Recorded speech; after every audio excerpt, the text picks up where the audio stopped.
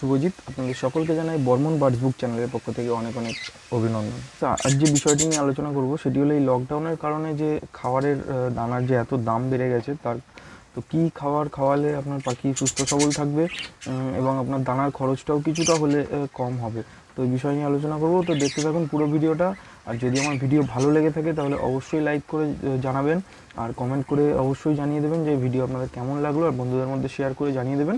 আর friends, আপনি যদি আমার চ্যানেলে নতুন হয়ে থাকেন তাহলে অবশ্যই সাবস্ক্রাইব করে পাশে থাকা নোটিফিকেশন বেলটি অন করে দেবেন, যাতে পরবর্তী ভিডিও আপনার মোবাইল পর্যন্ত খুব সহজেই পৌঁছে। Thank you. দেখতে থাকুন ভিডিওটি, দেখা হচ্ছে ভিডিওর পর। প্রত্যেক দিন এই আমার যে 15 পেয়ার 20 পেয়ার মতো পাখি আছে, তাতে আমার প্রত্যেক দিন গম প্রত্যেক দিন দানা লাগে প্রায় 700 থেকে 750 গ্রাম মতো।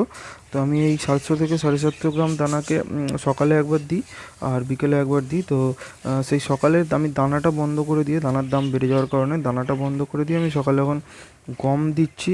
একদিন গম ভেজানো গম, একদিন ভাত, নর্মাল ভাত নুনের সাথে, সাদা ভাতকে নুনের সাথে হালকা নুনের সাথে মিক্স করে পাখিদের প্রোভাইড করবেন, দেখবেন খুব ভালো খাবে। আমি ভাতের ভাত খাওয়ার একটা ভিডিও আমি এই ভিডিওর মাঝেই দিয়ে দিচ্ছি। তো দেখবেন আমার পাখিগুলো খুব সুন্দরভাবে ভাতগুলি খায়। তো আমি আশা করব আপনাদের পাখিরাও খুব ভালোভাবে এই ভাত খাবে।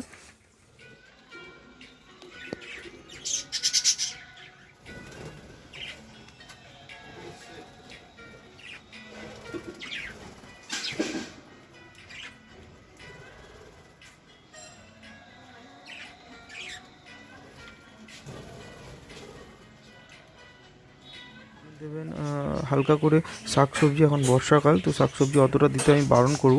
তো খুব অল্প পরিমাণে তুলসী পাতা, সাথে থানকুনি পাতা, সাথে অল্প পরিমাণে কলমি শাক এখন বেশি দেবেন না, বর্ষার সিজনে লুজ মোশন হওয়ার সম্ভাবনা থাকবে পাখিদের।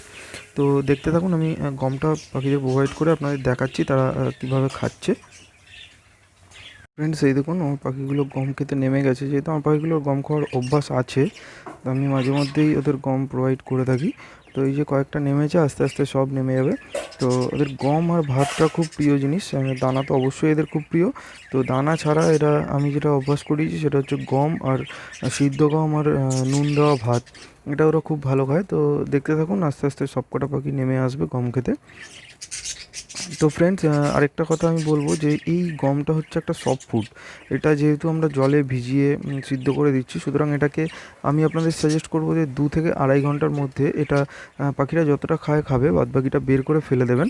নাহলে এতে একটা ব্যাকটেরিয়া জমাট বাঁধবে, যার কারণে পাখিরা সেটা যদি খায় তাতে আরও উল্টে ক্ষতি হতে পারে, লুজ মোশন হতে পারে পাখিদের। তার কারণে আপনারা 2 থেকে আড়াই ঘন্টা রেখে তারপর এটাকে বের করে ফেলে দেবেন, দিয়ে কিছুক্ষণ রেস্ট দিয়ে আবার দানাটা প্রোভাইড করতে পারেন।